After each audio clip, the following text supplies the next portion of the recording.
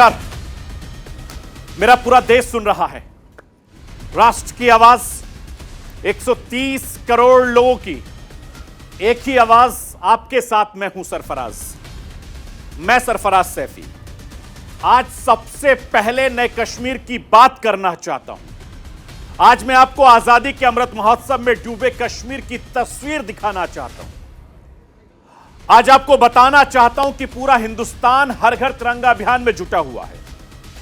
पूरे हिंदुस्तान के साथ कश्मीर में भी हर घर तिरंगा अभियान की धूम है। कश्मीर के युवा, स्कूली बच्चे 15 अगस्त की तैयारी में जुटे हैं। तिरंगा के साथ अपनी तस्वीरें सोशल मीडिया पर शेयर कर रहे हैं। कश्मीर तिरंगा में हुआ जा रहा है। कश्मीर के कोने कोने से हर घर अभियान तिरंगा की तैयारी की तस्वीरें पूरे देश के सामने आ रही हैं, जो बुलंदी के साथ पूरे देश दुनिया को बता रही है कि कश्मीर हिंदुस्तान के साथ बदल रहा है। कश्मीरियत बदल रही है। कश्मीर तेज कदमों के साथ आगे बढ़ रहा है। देश के प्रधानमंत्री नरेंद्र मोदी ने अपने सोशल मीडिया अकाउंट की डीपी में तिरंगा लगाया। प्रधानमंत्री नरेंद्र मोदी ने देश में तिरंगा अभियान का आगाज किया। कश्मीर से लेकर कन्याकुमारी तक, गुजरात से लेकर असम तक, पूरा देश हर घर तिरंगा अभियान के रंग में रंगता जा रहा है। आजादी का यह साल बहुत खास है। आजादी के 75 साल पूरे होने का एहसास खास है। जैसे जैसे 15 अगस्त करीब आ रहा है, हर हिंदुस्तानी राष्ट्रभक्ति की भावना से सराबोर हो रहा है। रूस युद्ध खत्म होने का नाम नहीं ले रहा है। रूस यूक्रेन युद्ध की वजह से पूरी दुनिया परेशान है। दुनिया का हर छोटा बड़ा देश आर्थिक संकट से सामना कर रहा है। अब एक नई चिंता दुनिया को सताने लगी है। यूक्रेन में कई परमाणु केंद्र हैं, जिनके आसपास चलती गोलियां, जिनके आसपास मिसाइलों के धमाके की आवाज पूरी दुनिया में सहमी हुई है। जरा सी चूक का मतलब होगा दुनिया पर गंभीर परमाणु आपदा का खतरा। हिंदुस्तान ने इस मुद्दे को संयुक्त राष्ट्र में उठाया है। परमाणु आपदा पर हिंदुस्तान की चिंता के क्या मायने हैं, वो मैं आज आपको समझाने की कोशिश करूंगा। मैं अपने हिंदुस्तान के कोने कोने की आवाज को दिल्ली तक पहुंचाता हूं। दिल्ली की आवाज को मैं देश के कोने कोने तक पहुंचाता हूं। नेताओं की आवाज को मैं आम लोगों तक पहुंचाता हूं। आम लोगों की आवाज को मैं अपने हिंदुस्तान के हुक्मरानों तक पहुंचाता हूं। आपकी आवाज से मिलती है मेरी आवाज और बन जाती है राष्ट्र की आवाज।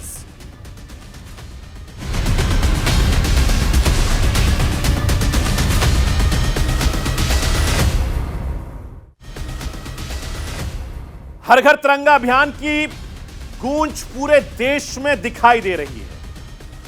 जैसे जैसे 15 अगस्त करीब आ रहा है, देश तिरंगा में होता जा रहा है।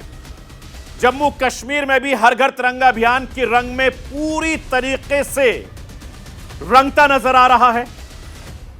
कश्मीर में आजादी के अमृत महोत्सव की धूम है।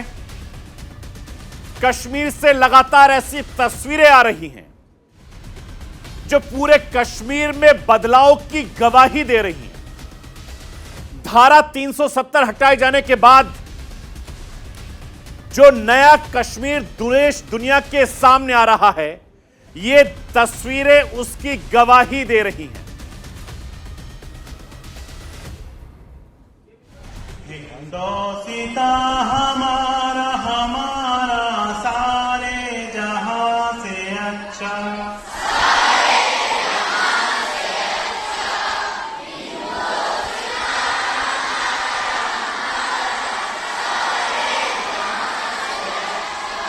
सारे जहां से अच्छा हिंदुस्तान हमारा हमारा। अजदाद की मेहनतों का निशान, मेरे असलाफ की असलाफ की मेहनतों का निशान, मेरे असलाफ की अजमतों का बयान, यादगार ज़मन तो सलामत रहे, सलामत रहे, सलामत रहे। ये कश्मीर के युवा और खूबसूरत बच्चों ने तिरंगा उत्सव को लेकर जबरदस्त जोश देखने को मिल रहा है। कश्मीर के कोने कोने से ऐसी तस्वीरें सामने आ रही हैं जो बुलंद आवाज में कह रही हैं, कश्मीर बदल रहा है। पूरे कश्मीर हिंदुस्तान के साथ कदम से कदम मिलाकर आगे बढ़ रहा है। तिरंगा घर घर तिरंगा, हर घर तिरंगा, घर घर तिरंगा, हर घर। मैं सरपंच सरदार रहमतुल्लाह शेख अपने गांव की तरफ से और अपने इलाके की तरफ से ये वादा करता हूं कि हर घर तिरंगा मुहिम के साथ साथ हैं हम।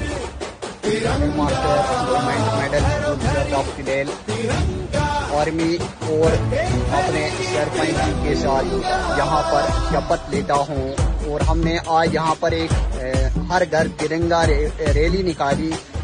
आसमान को पाना है, आसमान से आगे जाना है, नए भारत की नई कहानी अब आसमां को सुनाना है। गर्व है इस तिरंगे पर, सारे जहां में दिखाएंगे, अमृतकाल मनाएंगे, घर घर तिरंगा लहराएंगे। तिरंगा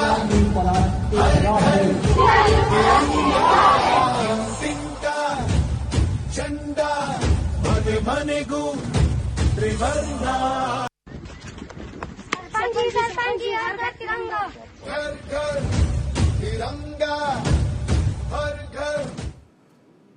तिरंगा बुलंद होते ही कश्मीर की ये तस्वीर एक तरफ हर हिंदुस्तानी को गर्व से भर दे रही है, तो दूसरी तरफ पड़ोसी मुल्क पाकिस्तान में बैठे आतंक के आकाओं को बेचैन कर रही है। पिछले 2 दिनों में कश्मीर में दहशतगर्दों ने जो खूनी खेल खेला है, यह पाकिस्तान की तिलमिलाहट को दिखाता है। मैं तस्वीरें दिखाता हूं, जरा लाइए। ये जम्मू कश्मीर की तस्वीरें हैं जो आपकी टीवी स्क्रीन पर है कि किस तरीके से जम्मू कश्मीर में अमृत महोत्सव की धूम है, लेकिन नीचे की तस्वीरें आपको बता रही हैं कि दहशतगर्दी, खासतौर से पड़ोसी मुल्क पाकिस्तान, अभी भी बाज नहीं आ रहा है। और ये खूबसूरत तस्वीरें हिंदुस्तान की, कश्मीर की, ये पाकिस्तान को बर्दाश्त नहीं हो रही हैं। ये तस्वीरें अपने आप में बहुत कुछ बयां कर रही हैं। आतंकवादियों की बौखलाहट देखकर यह लग रहा है कि पिछले कई घंटों से लगातार, मैं तस्वीरें दिखाने की कोशिश कर रहा हूं। अगली तस्वीरें भी स्क्रीन पर लाइए। ये लाइए तस्वीरें, किस तरीके से अलग अलग तस्वीरें पूरे कश्मीर से आ रही हैं।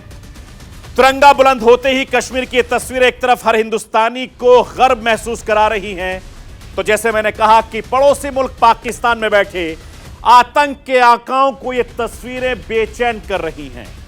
और 2 दिनों में कश्मीर में दहशतगर्दों ने जो खूनी खेल खेला है, ये पाकिस्तान की बौखलाहट का नतीजा है।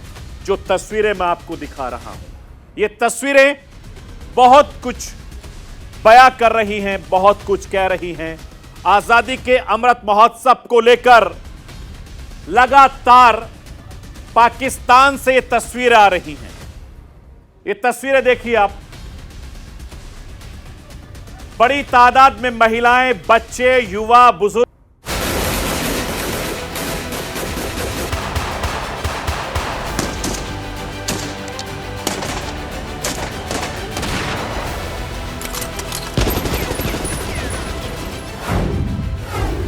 घाटी में फिर बहा एक गैर कश्मीरी का खून।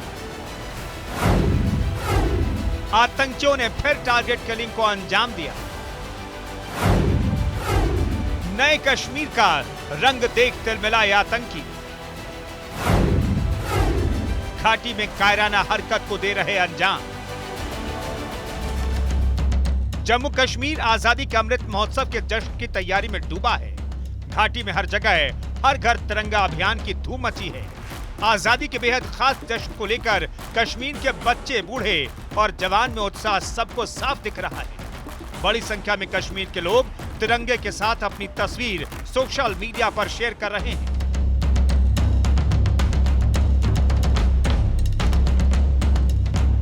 सबसे पहले इस वीडियो को देखिए। 5 अगस्त के बेहद खास दिन को कश्मीर के लोगों ने श्रीनगर के लाल चौक पर ऐतिहासिक क्लॉक टावर के सामने हाथों में तिरंगा लेकर कुछ यूं सेलिब्रेट किया। ये वीडियो साउथ कश्मीर के सोपिया का है, जो कभी पाकिस्तान प्रायोजित आतंकवाद का केंद्र माना जाता था। अब पुलवामा की तस्वीरें भी देखिए। ये वही जगह है जहां 2019 में बड़ा आतंकी हमला हुआ था। आज पुलवामा आजादी के अमृत महोत्सव की तैयारी में जुटा है। पूरी तरह तिरंगे के रंग में रंगा है। ये नया कश्मीर है। कश्मीरी युवाओं में राष्ट्रवाद का उफान पाकिस्तान में बैठे आतंकी आकाओं को परेशान कर रहा है। तभी तो एक बार फिर आतंकियों ने घाटी में कायराना हत्याकांड को अंजाम दिया है। आतंकियों ने बिहार के एक मजदूर को निशाना बनाया।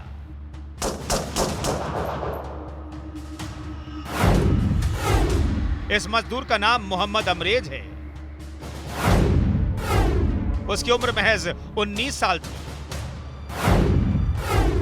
अमरेज बिहार के मधुपुरा का रहने वाला था। पिता का नाम मोहम्मद जलील है। मामला घाटी के बांदीपोरा जिले के अजस में स्थित सदुनारा इलाके का है। अमरेज वहां बिहार से मजदूरी करने आया था, लेकिन आतंकियों को रास नहीं आया। आतंकियों को अमरेज से बड़ा खतरा नजर आया। आतंकियों ने गुरुवार की रात करीब 12:30 बजे के करीब अमरेज को गोली मार दी, जिसके बाद अमरेज को तुरंत अस्पताल में भर्ती कराया गया, जहां डॉक्टरों ने उसे मृत घोषित कर दिया। नया कश्मीर आतंक के आकाओं को परेशान कर रहा है। बदली पहचान और बढ़ते भारत के साथ बढ़ता कश्मीर दहशतगर्दों की नींद उड़ा रहा है। यही वजह है कि कश्मीर को शांत बताने वाला हर शख्स आतंकियों के निशाने पर आ जाता है। अमरेज बिहार से कश्मीर कैसे आ गया? आतंकियों को नागवार गुजरा। आतंकियों ने कायराना हरकत को अंजाम दिया। घाटी में गैर कश्मीरियों पर आतंकी हमले का सिलसिला जारी है। आतंकी घाटी में गैर कश्मीरियों को निशाना बनाकर उनकी हत्या को अंजाम देने से बात नहीं आ रही। कश्मीर में पिछले 4 महीने में टारगेट किलिंग के 11 मामले सामने आए। वहीं सरकारी आंकड़ों के मुताबिक 2022 में टारगेट किलिंग के 16 मामले सामने आए।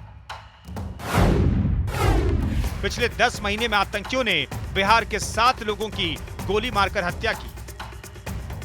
इधर कुछ दिनों से आतंकी गैर कश्मीरियों और कश्मीरी पंडितों को निशाना बना रहे हैं। एक के बाद एक टारगेट किलिंग को अंजाम दे रहे हैं। आतंकी गैर स्थानीय लोगों पर घाटी छोड़ने का दबाव बना रहे हैं। आतंकी घाटी में डर का माहौल बनाए रखना चाहते हैं, ताकि उनके मंसूबे कामयाब हो सकें।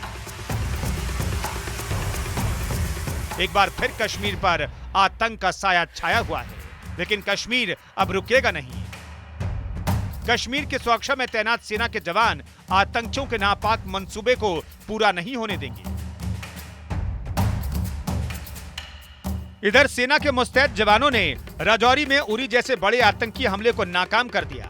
बुधवार रात राजौरी से करीब 25 किलोमीटर दूर सेना की एक कंपनी के ऑपरेटिंग बेस पर आतंकियों ने आत्मघाती हमला किया, जिसे नाकाम करते हुए भारतीय सेना ने जबरदस्त जवाबी कार्रवाई की।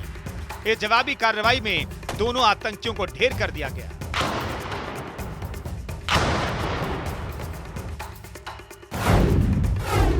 मुठभेड़ में भारतीय सेना के 3 जवान भी शहीद हो गए। वहीं 5 जवान जख्मी बताए जा रहे हैं। दोनों मारे गए आतंकियों को आत्मघाती हमलावर बताया जा रहा है, जो राजौरी में उरी जैसे हमले को अंजाम देने के फिराक में आए थे। आतंकी संगठन आजादी का अमृत महोत्सव का माहौल बिगाड़ना चाहते हैं। घाटी को फिर से अशांत करना चाहते हैं, हर घर तिरंगा अभियान के सेलिब्रेशन में खलल डालना चाहते हैं। लेकिन देश की खुफिया एजेंसियां चौकन्नी हैं। भारतीय सुरक्षा बल डटकर आतंकियों के नापाक मंसूबों पर पानी फेर रहे हैं।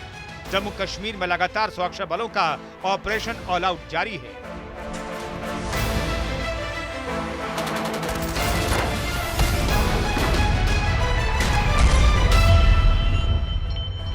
बुधवार को ही जम्मू कश्मीर के बड़गांव में सुरक्षा बलों को बड़ी कामयाबी हाथ लगी। सुरक्षा बलों की आतंकियों के साथ मुठभेड़ हुई, जिसमें 3 आतंकवादी मारे गए। तीनों आतंकी संगठन लश्कर के सदस्य थे। सबसे बड़ी बात, इस मुठभेड़ में आतंकवादी लतीफ राथर भी मारा गया, जो राहुल भट्ट और अमरीन भट्ट की हत्या में शामिल रहा था। आतंकवादी लतीफ राथर का सफाया आतंकी आकाओं के लिए बड़ा संदेश है। घाटी में खून बहाओगे तो तय मानो बख्शे नहीं जाओगे, जहन्नुम भेज दिए जाओगे। Bureau report, news India.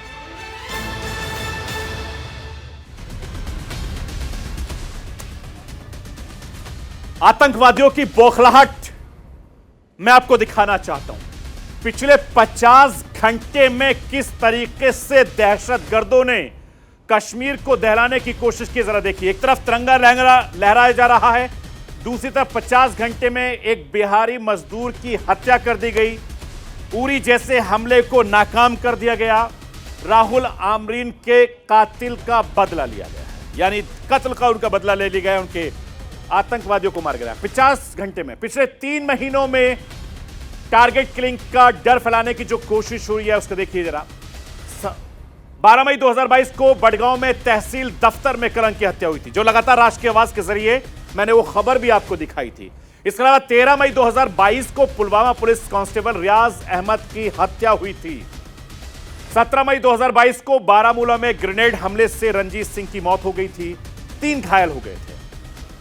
24 मई 2022 को श्रीनगर पुलिसकर्मी सैफुल्लाह की कादरी की हत्या कर दी गई थी, वो भी तस्वीरें हमने आपको दिखाई। इसके अलावा 25 मई 2022 को बड़गांव में टीवी कलाकार आमरीन भट्ट की हत्या हो गई थी, जो लगातार हम राष्ट्र की आवाज के जरिए आपको दिखाते रहे। 31 मई 2022 को कुलगाम में महिला टीचर रजनी बाला की भी हत्या कर दी गई थी। 2 जून 2022 को बैंक मैनेजर विजय की हत्या भी कुलगाम में की गई थी।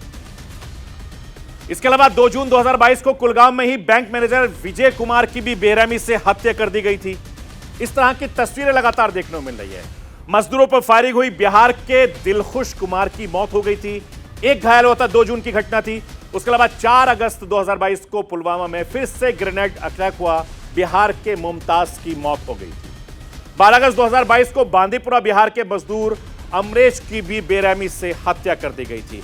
ये तमाम वो तस्वीरें जो पिछले 3 महीने में लगातार कश्मीर में होती गई और राष्ट्र की आवाज के जरिए लगातार मैं इन खबरों को आप तक पहुंचाता रहा। लेकिन सबसे बड़ी बात यह है कि एक तरफ कश्मीर बदल रहा है, दूसरी तरफ दहशतगर्द इस तरीके से अपने पैर और मजबूत करते जा रहे हैं।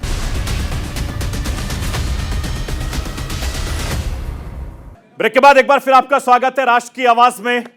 आजादी के अमृत महोत्सव की तैयारियां जोर शोर से चल रही हैं। 15 अगस्त आने में अब महज 3 दिन बाकी हैं। तैयारियों को फाइनल टच दिया जा रहा है। कल से हर घर तिरंगा मिशन शुरू हो जाएगा। इस मिशन के तहत मोदी सरकार ने 20 करोड़ घरों में तिरंगा लहराने का लक्ष्य रखा है। मैं आपको यह बताना चाहता हूं कि पूरा देश आजादी की वर्षगांठ को पूरे जोर शोर से मना रहा है। इस मौके पर भी विपक्ष को सियासत सूझ रही है। कांग्रेस को लगता है कि तिरंगा अभियान के जरिए देशवासियों को असल मुद्दे से दूर रखने की साजिश हो रही है। समझ नहीं आता कि आजादी की 75वीं वर्षगांठ के मौके पर भी विपक्ष सियासत क्यों करने से बाज नहीं आ रहा है।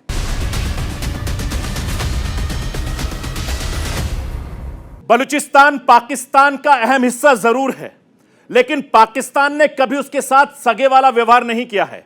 पाकिस्तान ने बलूचिस्तान के साथ हमेशा सोतेला व्यवहार किया है। बलूचिस्तान में पाकिस्तान सेना के बर्बरता की खबरें गाहे बगाहे आती रही हैं। मैं आपको यह बताना चाहता हूं कि भारतीय सेना ने बलूचिस्तान में चल रहे चीन के प्रोजेक्ट पर एक डोजियर जारी किया है।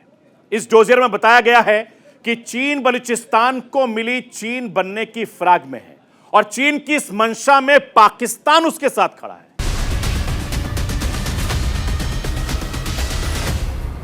रूस यूक्रेन युद्ध शुरू हुए 6 महीने होने जा रहे हैं। युद्ध विराम की कोई संभावना अभी तक नजर नहीं आ रही है। रूस यूक्रेन युद्ध की वजह से पूरी दुनिया परेशान है। दुनिया का हर छोटा बड़ा देश इस वक्त आर्थिक संकट का सामना कर रहा है। मैं आपको यह बताना चाहता हूं कि अब एक नई चिंता दुनिया को सताने लगी है।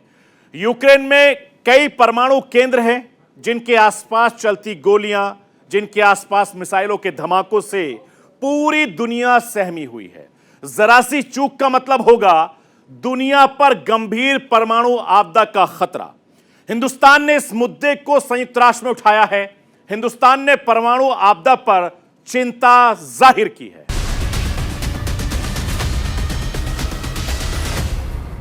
और अमेरिका से इस वक्त एक बड़ी खबर सामने आ रही है। न्यूयॉर्क के कार्यक्रम के दौरान जाने माने लेखक सलमान रुश्दी पर जानलेवा हमला हुआ है। खबर है कि कार्यक्रम के दौरान एक शख्स ने अचानक मंच पर धावा बोल दिया। रुश्दी जब कार्यक्रम में बोल रहे थे उसी दौरान हमलावर ने लेखक पर चाकू से हमला कर दिया। इसके बाद रुश्दी फर्श पर गिर पड़े। मैं आपको यह बताना चाहता हूं कि जाने माने लेखक सलमान रुश्दी का जन्म हिंदुस्तान के मुंबई में हुआ था। सेंटिक वॉइसेस, मिडनाइट चिल्ड्रन जैसी किताबें वो लिख चुके हैं, चर्चा में आए हैं। रुश्दी को बुकर पुरस्कार से भी सम्मानित किया जा चुका है। सेंटिक्स वर्सेस के लिए उन्हें ईरान के सर्वोच्च धार्मिक नेता आयतुल्ला खौमानी के फतवे का भी सामना करना पड़ा था। फिलहाल उनको अस्पताल ले जाया गया है। उनकी हालत नाजुक बनी हुई है और हमलावर लगातार उनके ऊपर अटैक करने की कोशिश कर रहा था। तस्वीरों के जरिए हम आपको दिखाने की कोशिश करते हैं कि किस तरीके से जाने माने लेखक सलमान रुश्दी पर हमला हुआ है।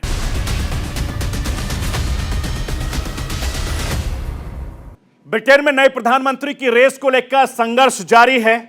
पूर्व वित्त मंत्री ऋषि सुनक और विदेश मंत्री लिज ट्रस ने निर्णायक दौर का मुकाबला चल रहा है। दोनों नेताओं की ओर से बड़े बड़े दावे किए जा रहे हैं। मैं आपको यह बताना चाहता हूं कि ब्रिटेन के वित्त मंत्री रहे ऋषि सुनक ने बिजली बिल को मुद्दा बनाया है।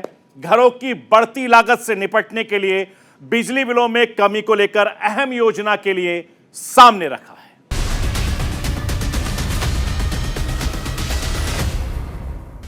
आजादी के अमृत महोत्सव की तैयारियां जोर शोर से चल रही हैं। 15 अगस्त आने में अब महज 3 दिन बाकी हैं। तैयारियों को फाइनल टच दिया जा रहा है। कल से हर घर तिरंगा मिशन शुरू हो जाएगा। इस मिशन के तहत मोदी सरकार ने 20 करोड़ घरों में तिरंगा लहराने का लक्ष्य रखा है। मैं आपको यह बताना चाहता हूं कि पूरा देश आजादी की वर्षगांठ को पूरे जोर शोर से मना रहा है। इस मौके पर भी विपक्ष को सियासत सूझ रही है। कांग्रेस को लगता है कि तिरंगा अभियान के जरिए देशवासियों को असल मुद्दे से दूर रखने की साजिश हो रही है। समझ नहीं आता कि आजादी की 75वीं वर्षगांठ के मौके पर भी विपक्ष सियासत क्यों करने से बाज नहीं आ रहा है।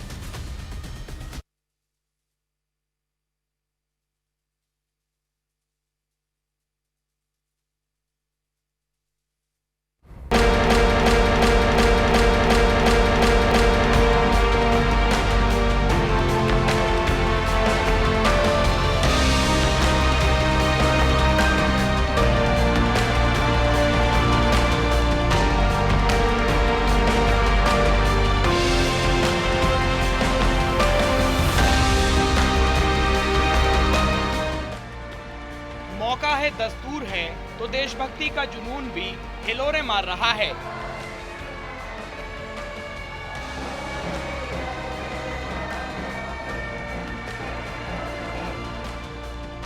देश के कोने कोने से ऐसी तस्वीरें सामने आ रही हैं जिन्हें देखकर लगता है कि पूरा देश तिरंगामयी हो गया है।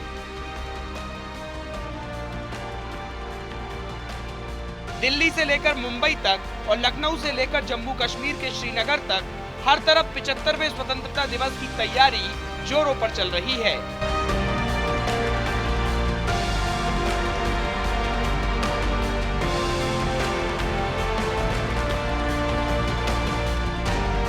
केंद्र सरकार आजादी के 75वें साल को आजादी के अमृत महोत्सव के तौर पर मना रही है, जिसका असर पूरे देश में देखने को मिल रहा है। श्रीनगर के लाल चौक पर भी तिरंगे की छाप साफ दिखाई पड़ रही है।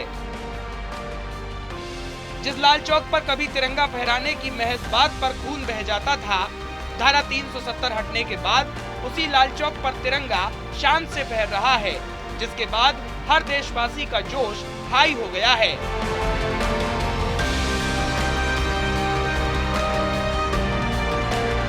जम्मू कश्मीर में देशभक्ति की बयार बह रही है, तो देश की राजधानी दिल्ली में भी हर घर तिरंगे को ऊंचे से ऊंचे मुकाम तक ले जाने के लिए मोदी सरकार के मंत्री हर संभव कोशिश कर रहे हैं। केंद्रीय संस्कृति राज्य मंत्री अर्जुन राम मेघवाल ने दिल्ली के राष्ट्रीय अभिलेखागार भवन में आयोजित आजादी की कहानी प्रदर्शनी का उद्घाटन किया। प्रदर्शनी के जरिए आजादी के महानायकों के अनसुने किस्सों को देश को बताने की कोशिश की जा रही है। कि जो हमारे गुमनाम हीरो हैं, या जिनको हम अनसंग हीरो कहते हैं, या जिनको हम बहुत कम जानते हैं, या जो ऐसी घटनाएं जो आज़ादी के आंदोलन के दौरान उन्होंने बड़ा रोल अदा किया, लेकिन इतिहास के पन्नों में या तो वो गुम है, या उनको स्थान नहीं दिया गया, या एक दो लाइन में कह दिया गया। उन सारे तथ्यों को सही परिप्रेक्ष्य में यहाँ उजागर किया गया है। आजादी के अमृत महोत्सव में 13 अगस्त से 15 अगस्त तक हर घर तिरंगा मिशन लॉन्च किया गया है, जिसके तहत 15 अगस्त को 20 करोड़ से ज्यादा घरों पर तिरंगा फहराने का लक्ष्य रखा गया है। लक्ष्य को हासिल करने के लिए प्रधानमंत्री मोदी काफी गंभीर हैं और इसी वजह से बीजेपी नेता हर घर तिरंगा मिशन को कामयाब बनाने के लिए जी जान से जुटे हुए हैं। आपसे निवेदन करना चाहता हूं, जैसा आज आपने हाथ में तिरंगा झंडा लेकर लहराया है, अगले 3 दिनों तक अपने गली में, मोहल्ले में, अपने गांव में आप इसी तरह से तिरंगे को लहराएं और पूरी दुनिया को भारत की ताकत और इस तिरंगे की ताकत को बता दें कि तिरंगा चंद गज का कपड़ा नहीं, 130 करोड़ भारतीयों को एकजुट करने का काम करता है। एक तरफ मोदी सरकार हर घर तिरंगा मिशन को आगे बढ़ा रही है, तो दूसरी तरफ विपक्ष इस पर भी सियासत करने से बाज नहीं आ रहा। भारतीय जनता पार्टी और आरएसएस इतना एक दूसरे का विरोध क्यों कर रही है? क्योंकि आरएसएस तो कभी भी अपना 52 साल तक तो उन्होंने तिरंगा ही नहीं फहराया। उनके किसी भी पदाधिकारी ने अपनी डीपी में अभी तक तिरंगा नहीं लगाया। भाजपा और संघ इतना एक दूसरे का पब्लिक में विरोध क्यों कर रही है? क्यों भारतीय जनता पार्टी संघ के लोगों के लिए अपशब्द बोल रही है कि इन लोगों, क्योंकि वो भारतीय जनता पार्टी के नेता तो कह रहे हैं कि जो तिरंगा नहीं फहराएगा वो देशद्रोही है, तो क्या वो मान रहे हैं कि संघ के लोग देशद्रोही है? आजादी की 75वीं वर्षगांठ के जश्न की तैयारी जोर शोर से चल रही है। जैसे जैसे 15 अगस्त नजदीक आ रहा है, पूरे देश में देशभक्ति की बयार और तेज होती जा रही है। जिस तरह का माहौल इस वक्त देश में दिख रहा है, उसे देखकर मन तो प्रफुल्लित हो ही रहा है, जोश भी बहुत हाई हो गया है। भले ही विपक्ष इस पर कितनी भी सियासत क्यों न कर ले, देश ने ठान लिया है कि आजादी की 75वीं वर्षगांठ का जश्न तो ऐसे मनेगा जिसे देखकर पूरी दुनिया दंग रह जाएगी। Bureau report, news India.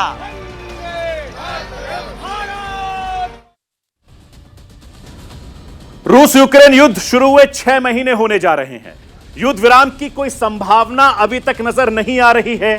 रूस यूक्रेन युद्ध की वजह से पूरी दुनिया परेशान है।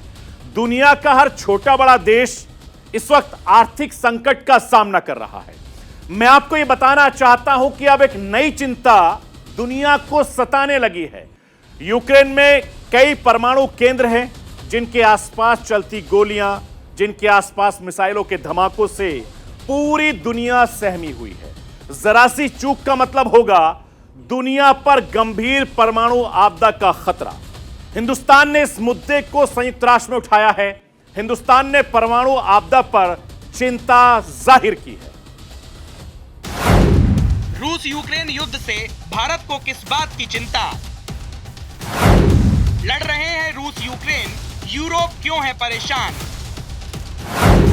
यूक्रेन में क्यों बढ़ रहा है परमाणु आपदा का अंदेशा?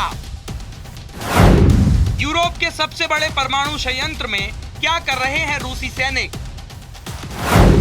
क्या होगा रूस यूक्रेन युद्ध का अंजाम?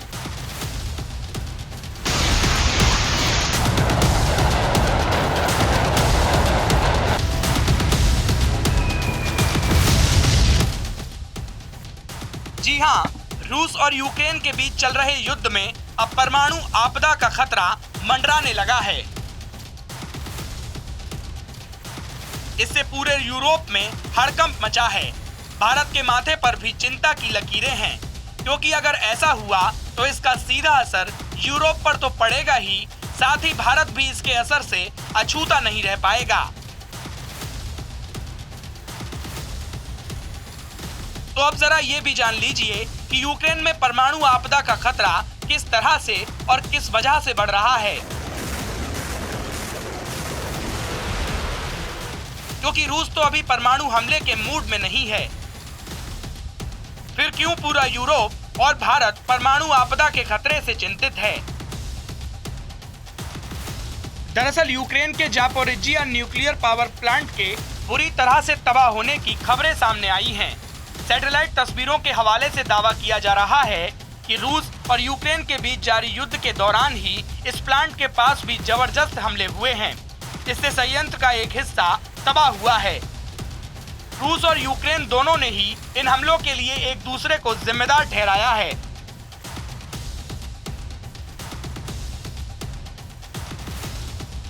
कि प्लांट के radio active material storage area पर 5 रॉकेट दागे गए। गौरतलब है कि जापोरिजिया यूरोप का सबसे बड़ा परमाणु संयंत्र है, जो कि बीते दिनों में युद्ध का केंद्र बन गया है।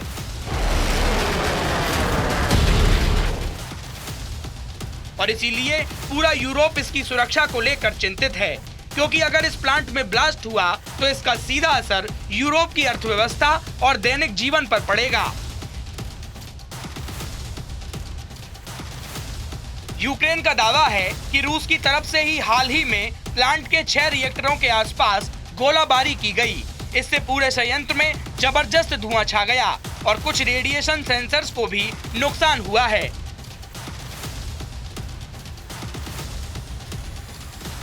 आपको बता दें कि फिलहाल यूक्रेन का ये संयंत्र रूस के कब्जे में है और यूक्रेन इसे वापस पाने के लिए जबरदस्त कोशिश कर रहा है।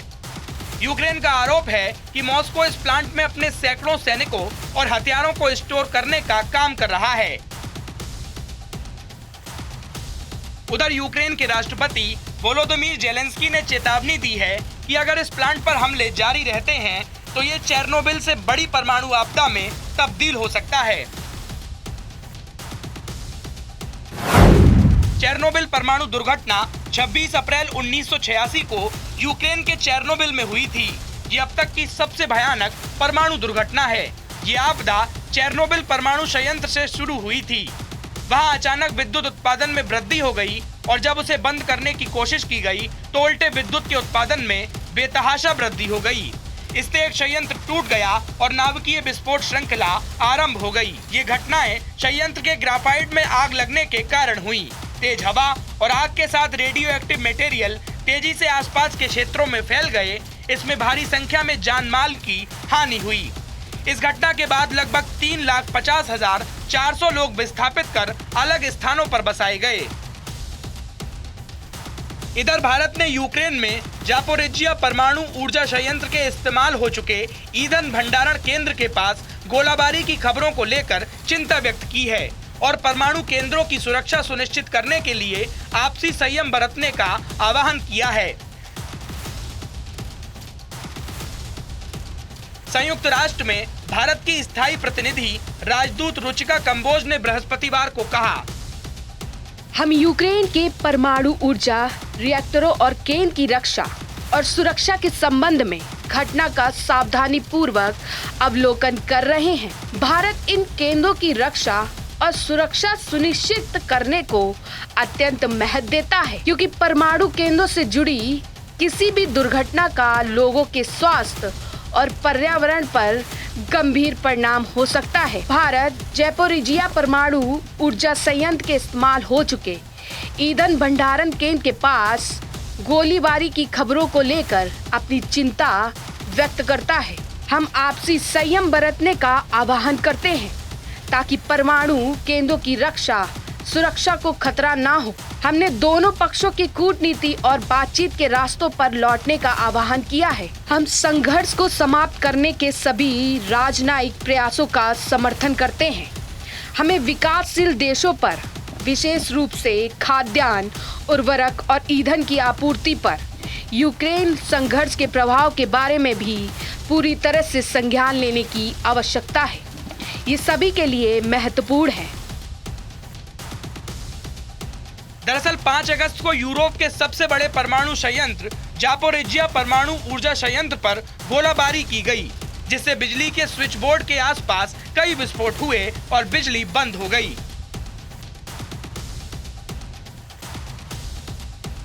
उधर युद्ध शुरू होने के 6 महीने बाद भी यूक्रेन सीना ठोक कर मैदान में खड़ा है। करीब 6 महीने पहले यूक्रेन के खिलाफ जंग की पहल करते हुए रूस के राष्ट्रपति व्लादिमीर पुतिन ने इतनी लंबी संघर्ष की कल्पना नहीं की होगी। रूस के मुकाबले बेहद छोटा देश यूक्रेन अब सीधे रूस को युद्ध में कड़ी चुनौती दे रहा है। हालात ये हैं कि यूक्रेन से मुकाबला कर पाने में अब रूसी सेना असमर्थ है। कई सैनिक मारे जा चुके हैं, कई घायल होकर घर लौट चुके हैं। नतीजन रूस नए सिरे से सैन्य ताकत जुटाने में लगा है। ताजा सूत्रों की माने तो रूस के जेलों में बंद कैदियों को यूक्रेन से मुकाबला करने के लिए भेजा जा रहा है। युद्ध के लिए कैदियों को मनाने में जुटा रूस उनकी सजा माफ करने को भी तैयार है।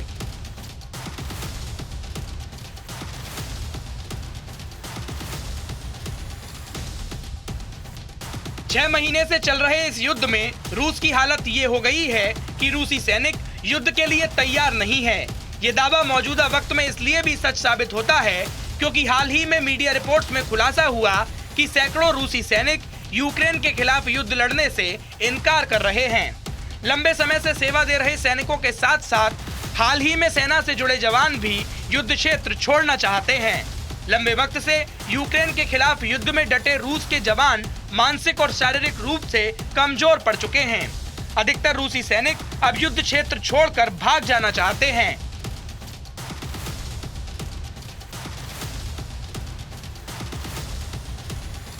आकार और सैन्य बल में रूस से कोसों दूर यूक्रेन अगर 6 महीने से रूस के आगे डटकर खड़ा है तो रूस के लिए यही पहली हार है। यूक्रेन जैसे छोटे देश को 6 महीने के युद्ध के बाद भी घुटने पर ना ला पाना रूस अब शायद युद्ध खत्म करना चाह रहा होगा, क्योंकि इन 6 महीनों में रूस ने साफ साफ संकेत दे दिया है कि वह झुकेगा नहीं। Bureau report, news India. Balochistan Pakistan का अहम हिस्सा जरूर है, लेकिन पाकिस्तान ने कभी उसके साथ सगे वाला व्यवहार नहीं किया है।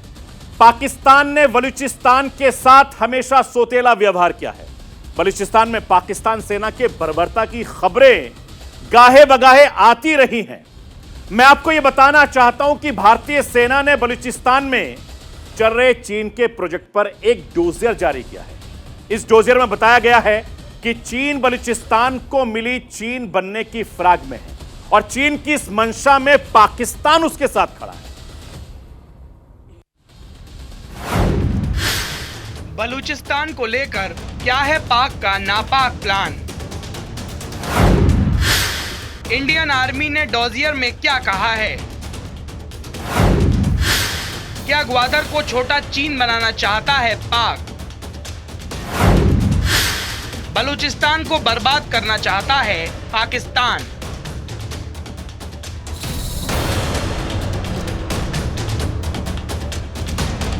क्या पाकिस्तान अपने सबसे खूबसूरत इलाकों में से एक बलूचिस्तान को बर्बाद करना चाहता है?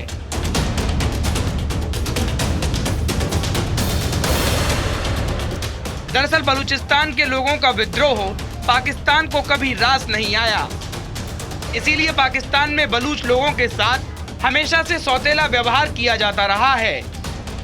और अब तो लगता है कि पाकिस्तान ने बलूचिस्तान को पूरी तरह से चीन के हवाले कर दिया है।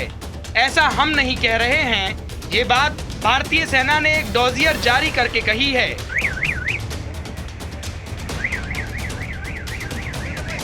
पाकिस्तान और चीन की दांत कटी रोटी वाली दोस्ती किसी से छुपी नहीं है। इसी सदाबहार दोस्ती को लेकर भारतीय सेना ने एक डोजियर जारी किया है, जिसमें बलूच लोगों के खिलाफ पाकिस्तान के अत्याचारों का भंडाफोड़ किया गया है।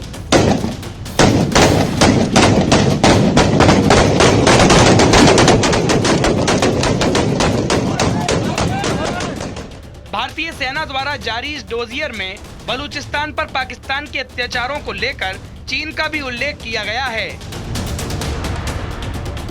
डोजियर के मुताबिक पाकिस्तान और चीन मिलकर बलूचिस्तान के प्राकृतिक संसाधनों का दोहन कर रहे हैं।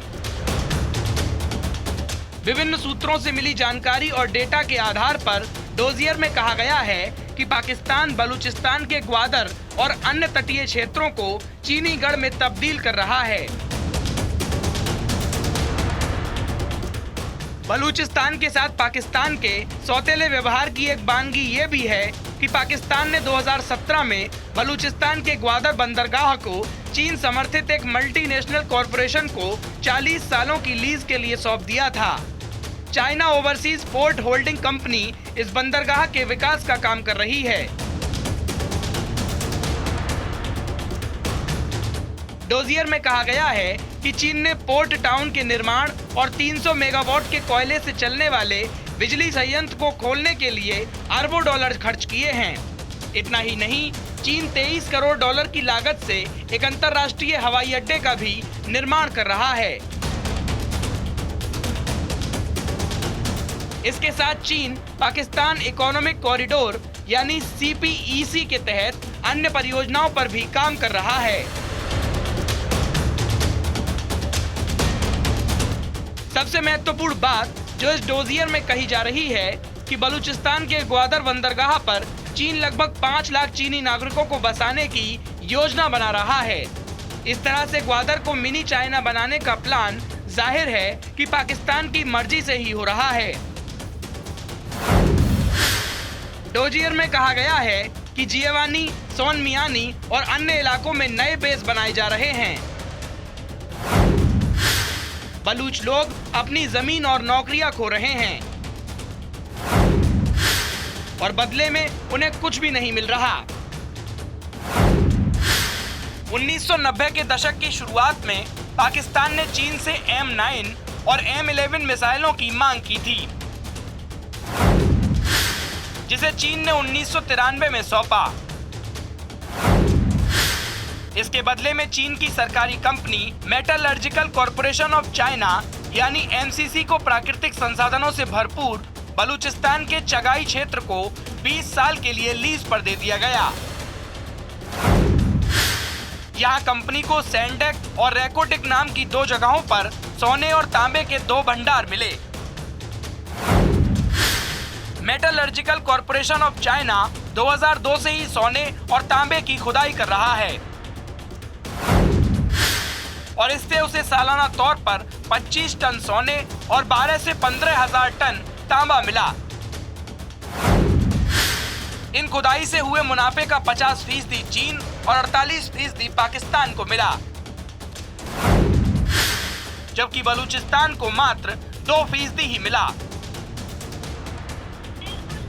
बलूचिस्तान पर जारी अपने डोजियर में भारतीय सेना ने आगे बताया कि बलूचिस्तान के कार्यकर्ता और मानवाधिकार कार्यकर्ताओं ने अरबों डॉलर की CPEC परियोजना के खिलाफ आवाज उठाई और इसे बलूचिस्तान की प्राकृतिक संपदा को लूटने और हड़पने की परियोजना बताया। इन परियोजनाओं से बलूच के लोगों को व्यवस्थित रूप से बाहर रखा गया। उन्हें न सिर्फ रोजगार और विकास की संभावनाओं से वंचित रखा गया, बल्कि निर्माणाधीन स्थलों के लिए उन्हें जबरन उन्हीं की जमीन से बेदखल किया गया और इस क्षेत्र में लोगों के रहस्यमय तरीके से लापता होने का भी जिक्र किया गया है।